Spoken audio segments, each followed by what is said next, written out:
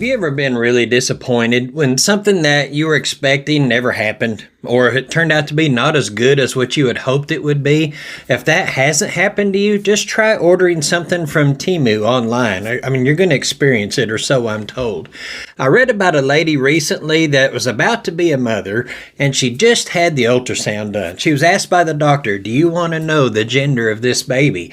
She told him just mail them the answer. That way she could receive the news at the same time as her husband, and they could celebrate this revealing together. After a few days, they finally got a letter from the doctor's office.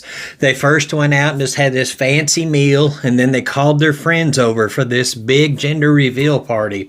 Surrounded by all their friends, everybody's just in suspense as the envelope was slowly opened. To their surprise, the letter inside was nothing but a bill from the doctor's office. Everyone has faced disappointment.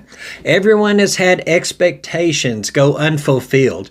And in today's study, the years of Abraham and Sarah feeling those things are about to vanish.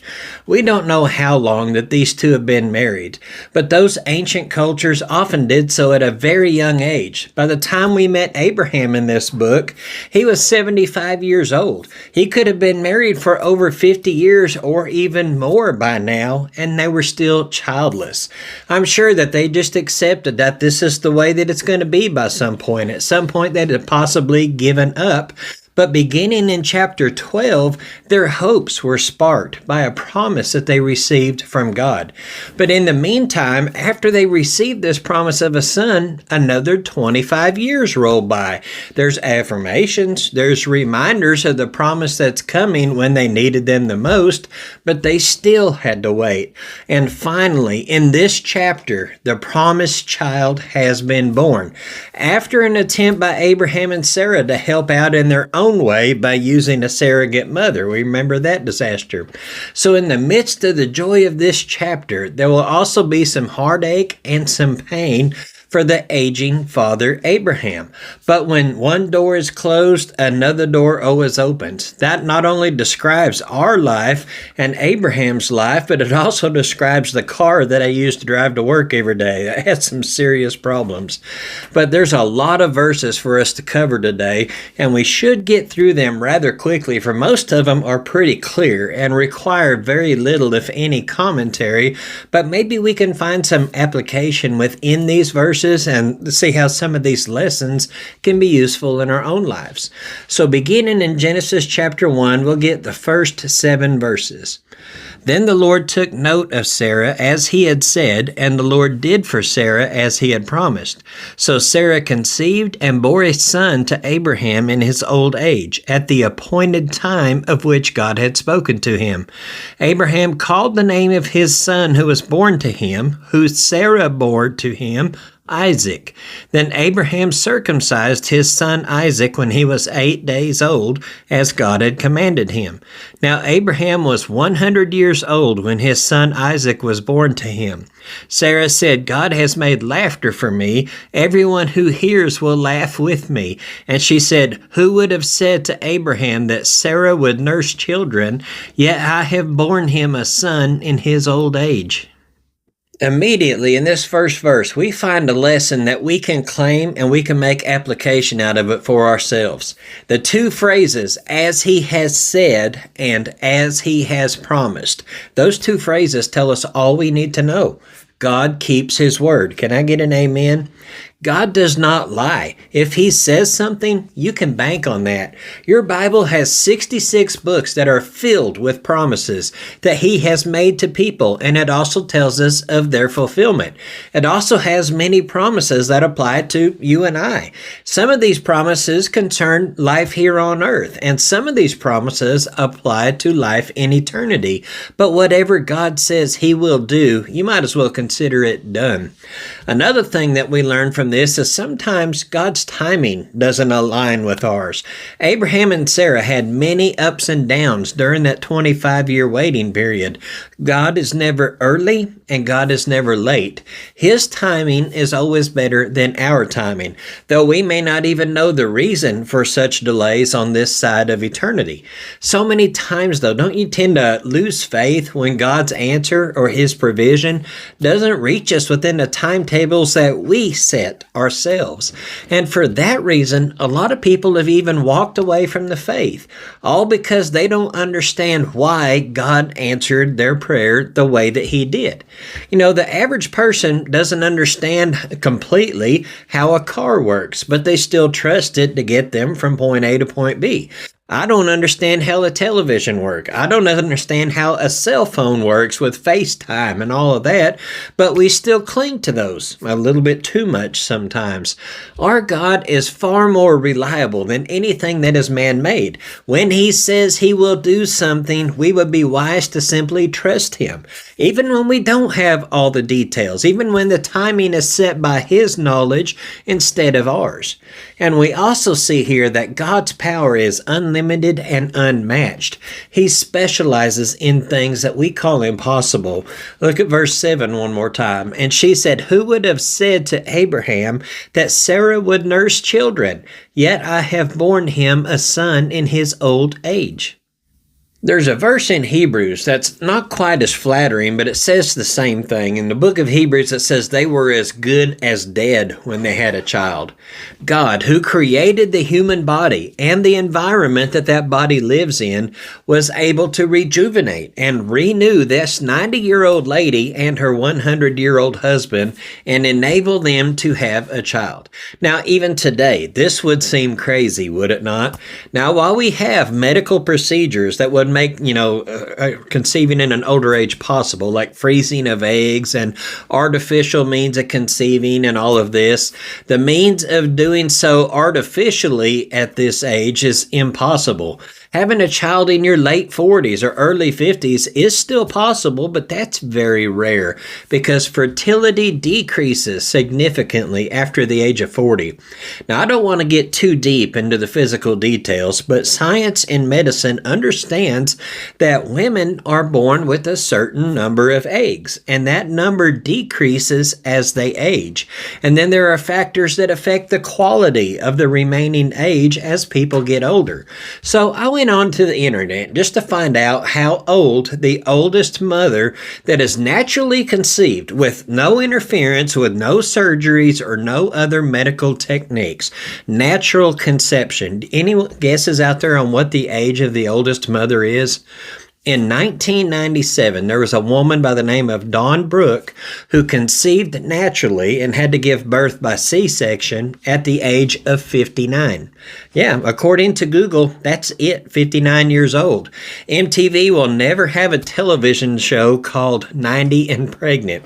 Sarah was right when she said in verse 6, when she says, "Everyone who hears will laugh with me." And it's just so unheard of. The natural reaction to such news as this would cause most people to laugh. Some would laugh in disbelief, some would laugh in shock, and some for both reasons. So now she has to change diapers on a baby and possibly her husband at the same time. By the way, this young man with the miraculous birth, Isaac, is also special because he's one of many in a direct line from Adam and Eve's son Seth up to the promised seed of the woman, the Messiah, Jesus Christ. And like Isaac, Jesus will take on human flesh in a supernatural birth. God will open the womb of a virgin and supernaturally overshadow normal human biology. Both were promised sons. Both were born by unusual and supernatural means, and both were given names before they were conceived and before they were born.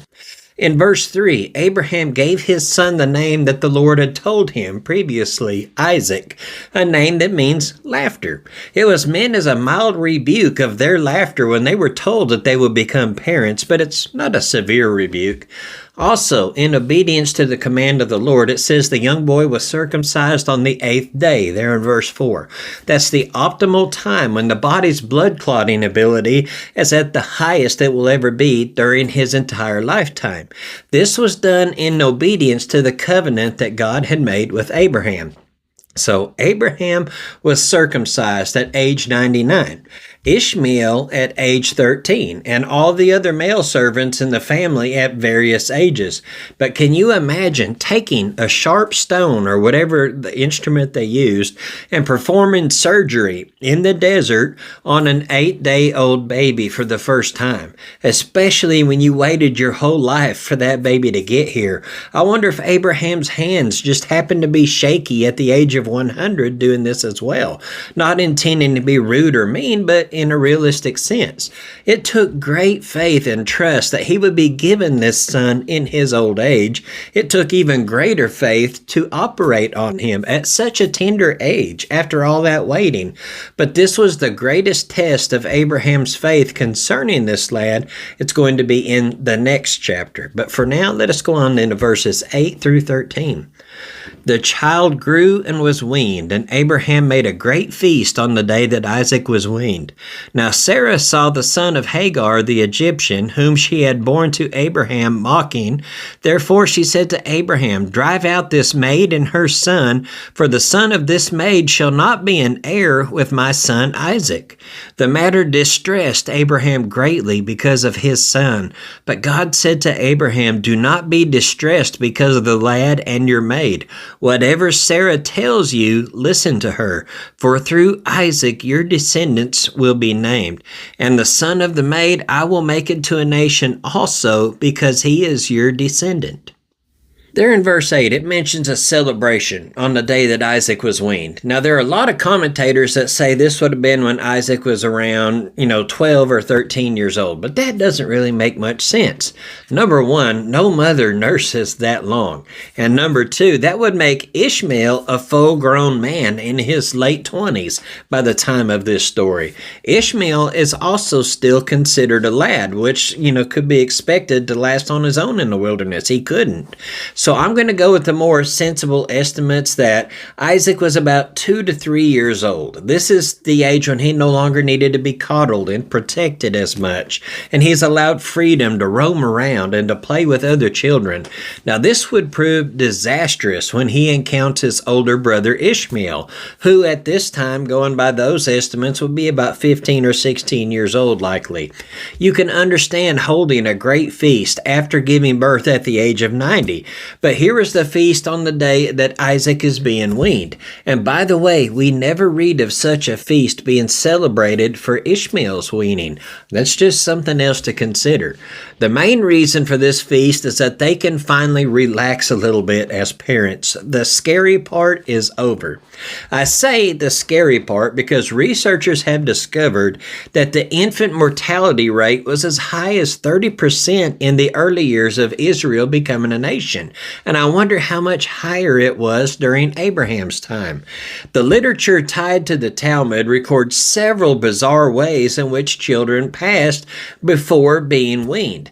Everything from disease to famine to parental abuse and neglect. There is even one about a rogue chicken attack on one occasion.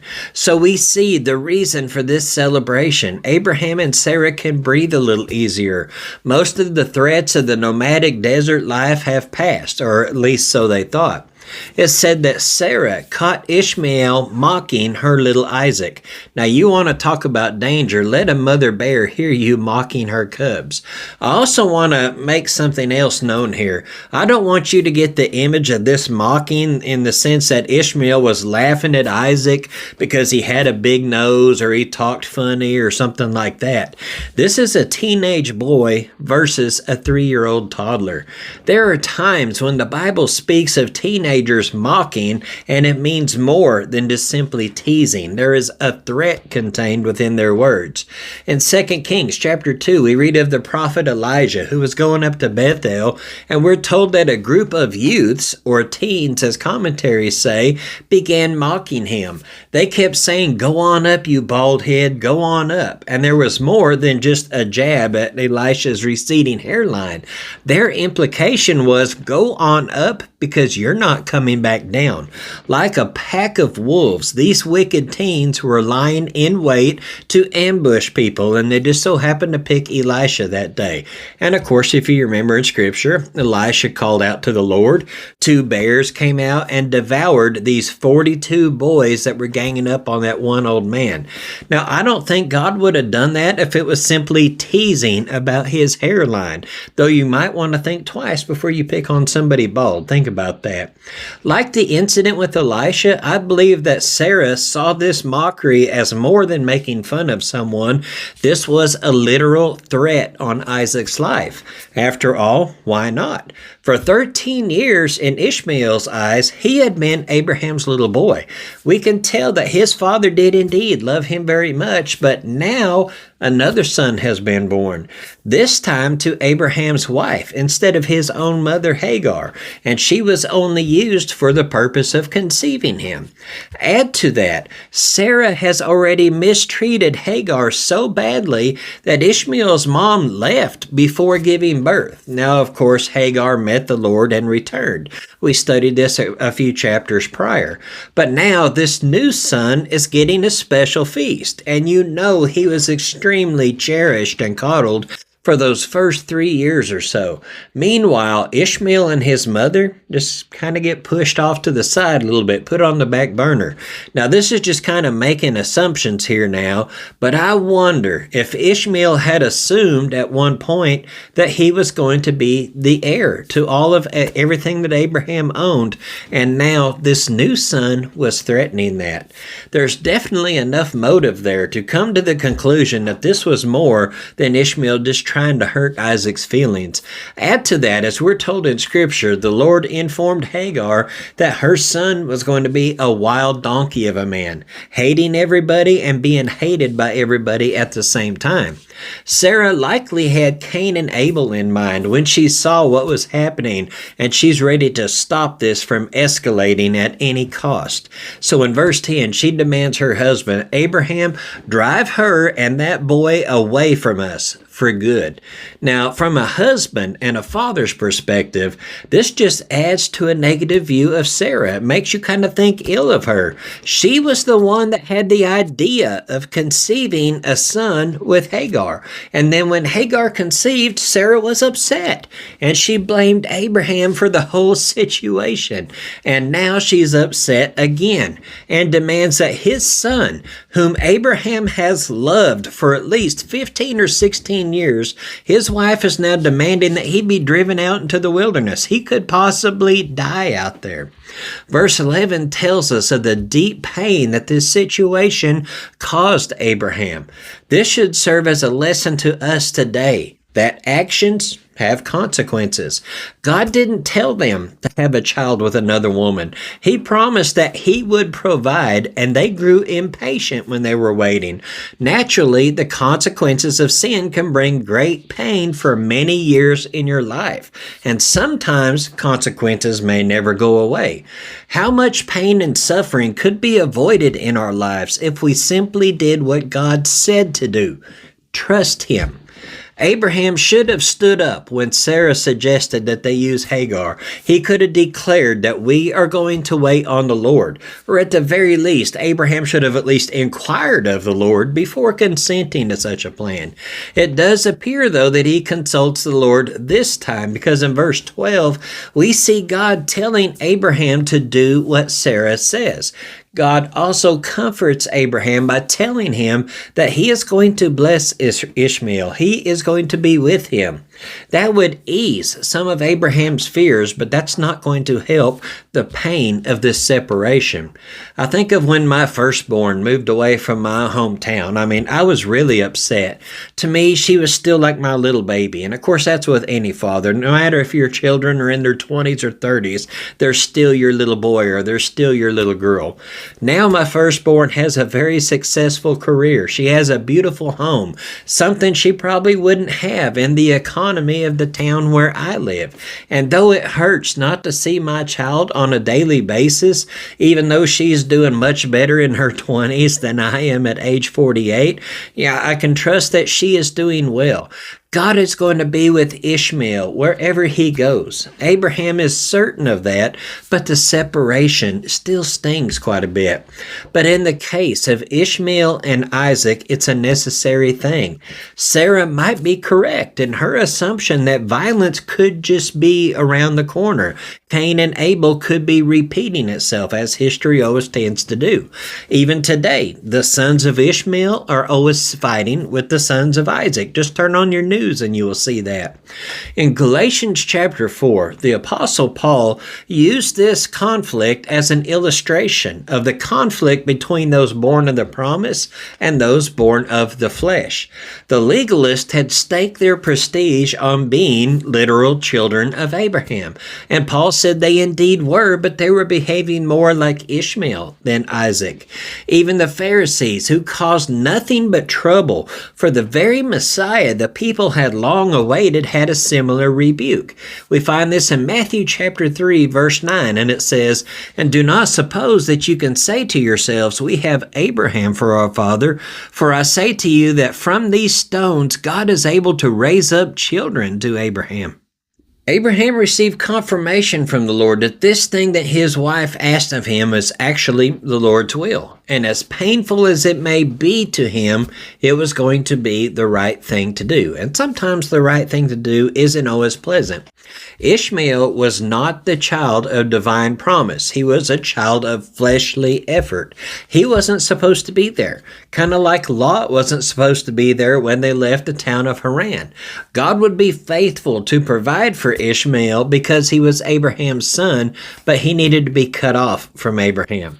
The same principle has a modern application for us today. If you want to receive the divine promises that can be ours, we must first separate ourselves from the flesh. There's going to be times when you are being led to give up certain things in this life, and that separation can be very painful. Maybe you have to give up a certain hobby that you have or a habit that you enjoy. Maybe you are called to do something that consumes all of your free time, and it makes a thing like leisure time a thing of the past. But whatever God calls you to give up is going to be replaced with something far better. Sometimes you might even have to give up something that is good in order to receive something that is better.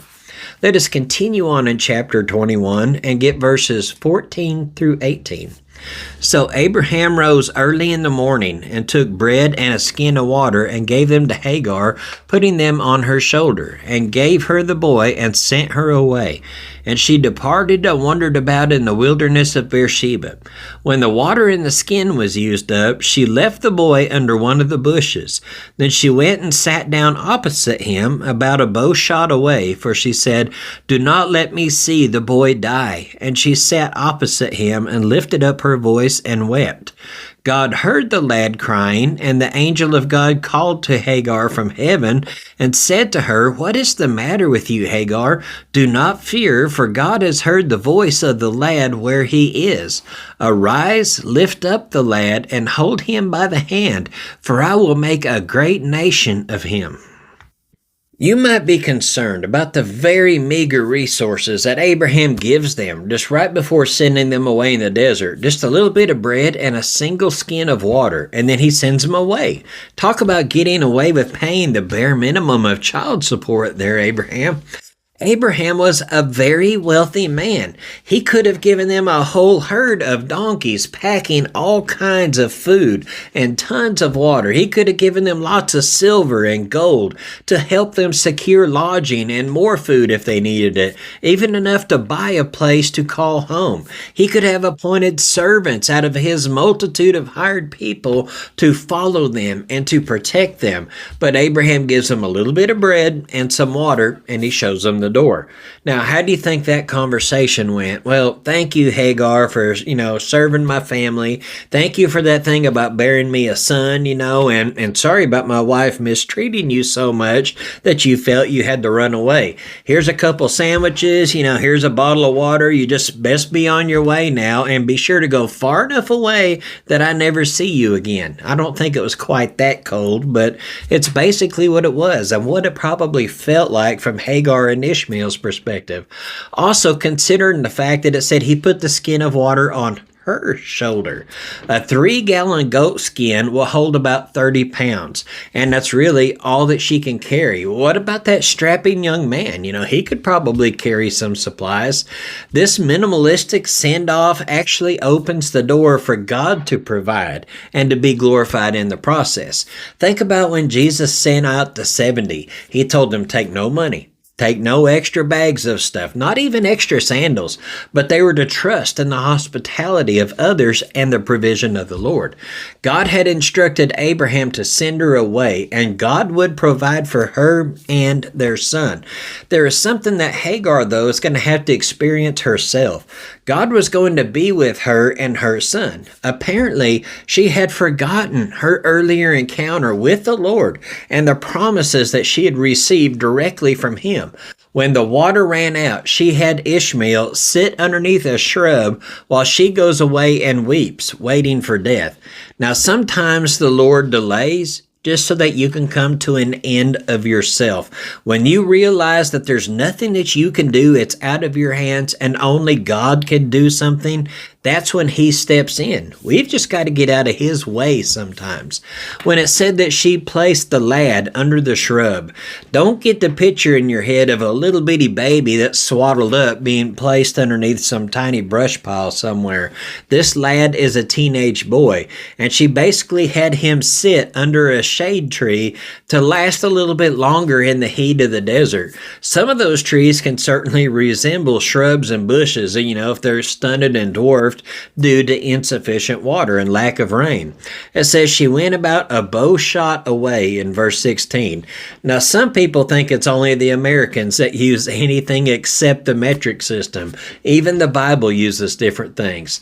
Now, Google will try to tell you that bows are accurate up to 200 yards and can reach up to 400 yards. But in reality, most people who have ever really bow hunted, they practice at 20 yards. Anything more than that, you risk merely wounding the animal and not making a humane kill. I have a modern crossbow that uses the technology of a compound bow with wheels and cams, and it has a 200-pound draw weight on the string, and I still only trust it to 50 yards, not 200, not 400, 20 to 50 yards. The point of all this is, Hagar had Ishmael sit under this tree, and she went between 20 and 50 yards away. The point of all that is, when she had him sit there, he was still able to hear her weeping, and Ishmael could still hear his mother crying out to God. Because if you didn't notice, verse 17 said the Lord heard him crying, that he had heard the voice of the lad. Apparently, after Ishmael had heard his mother crying, he started pleading with God too.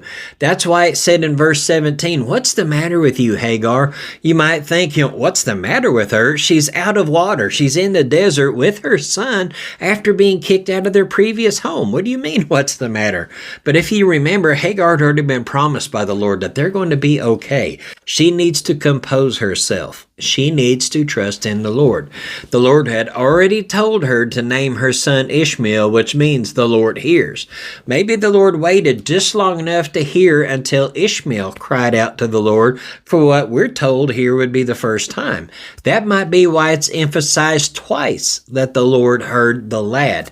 He had certainly heard Hagar. He hears us every time we call upon him, but sometimes there's a delay for a certain purpose. So after Ishmael calls out as well as his mother, the Lord calls out and tells them not to fear, and again promises to make a great nation out of Ishmael, which God has indeed done as he has promised. Let us continue on into verses 19 through 21. Then God opened her eyes, and she saw a well of water, and she went and filled the skin with water and gave the lad a drink. God was with the lad, and he grew, and he lived in the wilderness and became an archer. He lived in the wilderness of Paran, and his mother took a wife for him from the land of Egypt. When it said that God opened her eyes, it leaves us to wonder whether God created this well supernaturally at that very moment, or if it was there the whole time and she just didn't see it. Either way, God was providing for them exactly what they needed. And we're going to see again by the end of this chapter that wells in that area are very valuable and they are very necessary for life. Other than the Jordan River, there's not a lot of water in Canaan, so this well is a lifesaver. Verse 20 gives a summary of the life of Hagar and Ishmael. He never found a city. He never became a resident of a town like Lot did. He remained in the wilderness and he lived off the land. We're not told if they ever constructed any type of shelter, but if they lived off of wild game and they had a good source of water, they could make a decent life for themselves away from others. We are told in verse 21 that the wilderness of Paran is where they chose to call home. It bears the modern name of Badiet et Ti, which means the desert of wanderings. It goes by that name because this is the exact same wilderness that the Israelites would wander for 40 years in after being freed from the bondage of Egypt. Also, King David would find refuge there for a while as he hid from King Saul. But remember what it said in verse 20, that God was with the lad. God was not against Ishmael. God was not against Ishmael's descendants. He was with him, and he has a promise for his future. We shouldn't be surprised that Hagar, his mom, found a wife for her son in Egypt, because that's where she was originally from. Hagar knew people in Egypt. Therefore, most of the Arabic nations have mostly Egyptian descent, being as how Hagar and Ishmael's wife were Egyptian, but he was and always will be a son of Abraham as well. So God will uphold his promise for many, many more generations. And Ishmael was sent off to a great start to start nation building because his wife bore him 12 sons.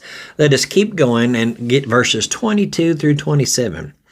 Now it came about at that time when Abimelech and Phicol, the commander of the army, spoke to Abraham, saying, God is with you in all that you do. Now therefore swear to me here by God that you will not deal falsely with me, or with my offspring, or with my posterity, but according to the kindness that I have shown to you. You shall show to me and to the land in which you have sojourned. Abraham said, I swear it. But Abraham complained to Abimelech because of the well of water which the servants of Abimelech had seized. And Abimelech said, I do not know who has done this thing. You did not tell me, nor did I hear of it until today. Abraham took sheep and oxen and gave them to Abimelech, and the two of them made a covenant.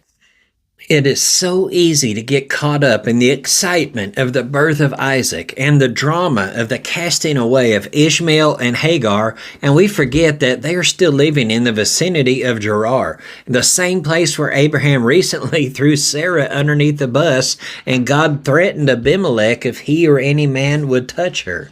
Some time has passed since Isaac is about 2 or 3 when the text in this chapter occurred. Now some say that Abimelech was not the same one as the previous encounter, but yet another man with the same title of Abimelech, who's like a kingly title like Pharaoh. I don't know about that for sure because it's only been like 2 or 3 years. It's not impossible for, the next ruler, but it isn't expressly stated that it's the same guy either. So whether this is a new ruler wanting to avoid the mistake like the previous Abimelech made, or it's the same Abimelech just wanting to get an agreement written down, we see that a covenant has been called for. Now it's obvious to all those in the land that God was with Abraham, and those who cross him would be dealt with severely, and those who bless him would be blessed. Abimelech acknowledged that in verse 20. He brought witnesses to this talk in hopes of reaching an agreement with Abraham. We're told of a man named Phicol, who was the commander of his army. The army of the Philistines were to be fully aware of this man and his enormous entourage who was dwelling in the midst of their land. Phicol was there to see him personally so that he could be easily identified later if necessary, and of course to leave them alone and to provide protection for them. The Septuagint adds a third person to Abimelech's group that's with him. And in Genesis 26:26, it brings up this name again, thus proving the Septuagint was correct when it named him as being present there also. Huzath was there, as listed also as an advisor. So you have Abimelech, you have Phicol, and Huzath. Abraham promised to deal with them rightly and fairly. He says, I swear it, in effect agreeing to make a covenant. But before they did, Abraham had an issue that needed to be aired out. Apparently, Abraham had dug a well in that area, and some of Abimelech's servants had seized it and taken it from him. Remember how vitally important wells are in this area. They're crucial. Also, they are a lot of work to dig. Some of the wells in ancient Israel had a depth ranging between 75 and 150 foot deep, without modern drilling equipment like we have today. Abimelech stated his innocence and his lack of knowledge in this matter, but he's ready to resolve the issue. So they went ahead and made the covenant. Verse 27 said that Abraham took sheep and oxen and they made a covenant. More than likely, they cut a covenant, as we had seen earlier, where the animals are cut in half and both parties in agreement would walk between the pieces. This time, Abraham supplied the animals, seeing as that he has plenty already, much less the ones that Abimelech paid him after his blunder with Sarah. But here were a few animals that are set aside for a different purpose, and that drew Abimelech's curiosity. And we'll get those in verses 28 through 34. Then Abraham set 7 ewe lambs of the flock by themselves. Abimelech said to Abraham, What do these 7 ewe lambs mean, which you have set by themselves? He said, You shall take these 7 ewe lambs from my hand, so that it may be a witness to me that I dug this well. Therefore he called the place Beersheba, because the two of them took an oath. So they made a covenant at Beersheba, and Abimelech and Phicol, the commander of his army, arose and returned to the land of the Philistines. Abraham planted a tamarisk tree at Beersheba, and there he called on the name of the Lord, the everlasting God. And Abraham sojourned in the land of the Philistines for many days. In his commentary, David Guzik said that these 7 ewe lambs were special gifts from Abraham to Abimelech to show favor and offer some compensation for his loss of access to the well. Abraham understood property rights. He wasn't greedy. He wasn't miserly.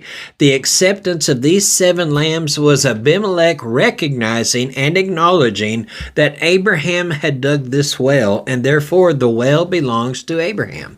Even though Abraham had messed up earlier with these Philistines, he didn't let it keep him down. He got back up and he did the right thing. It's never too late to do the right thing. I don't know who needed to hear that right now. It's never too late. In addition to these 7 ewe lambs, Abraham also planted a tamarisk tree there at Beersheba, the place where they had cut the covenant. It would serve as a reminder for years to come of the agreement that was made there. Maybe that's the reason for the name of the Lord that we've seen there in verse 33, the Lord, the everlasting God. Also, the name given to this place will serve as a reminder as well. Beersheba is from Beer, meaning well, and Sheba, meaning seven. And thus it means well of the seven, or well of the oath. Even though it was on land that was owned by the Philistines, it was understood at that time that Abraham, who had dug the well, was its owner. Later, it would become a part of Israel, which would be occupied by those of the tribe of Simeon and the tribe of Judah. It was the farthest southern point in many references. You'll hear a lot throughout the Old Testament, from Dan to Beersheba, literally from the north to the south, from top to bottom. This little passage was also preserved in Scripture as more than just a history lesson of the name Beersheba. It also tells us about humility. Somebody has to take the first step. And in this text, the pagan king Abimelech makes the first move. Think about the strained relationships in your own life. Somebody has got to make the first move in order for there to be peace and restoration. If you can think of anyone that you have wronged, pick up the phone. Go knock on their door. Maybe you don't even know what the beef is all about. Abimelech didn't know about this thing with the well and Abraham. Be the peacemaker. Find out what's wrong. Romans 12:18 says, if possible, so far as it depends on you, be at peace with all men. Even if they don't respond, be faithful to do your part, and if necessary, be the one to initiate the reconciliation, because after all, God reached out to us first when He sent His only begotten Son to purchase our pardon.